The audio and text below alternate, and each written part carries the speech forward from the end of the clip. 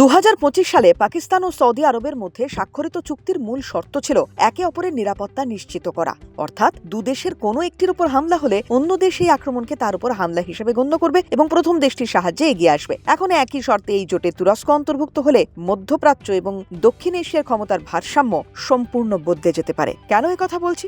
কারণ দ্রুত বদলাচ্ছে বিশ্ব রাজনীতির সমীকরণ, আর সেই বদলের হাওয়ায় এবার নতুন এবং শক্তিশালী সামরিক অক্ষের জন্ম হতে চলেছে বলে মনে করছেন ভূ রাজনৈতিক বিশ্লেষকরা। ভারতের জন্য যথেষ্ট উদ্বেগের কারণ হতে পারে এই নয়া সামরিক অক্ষ।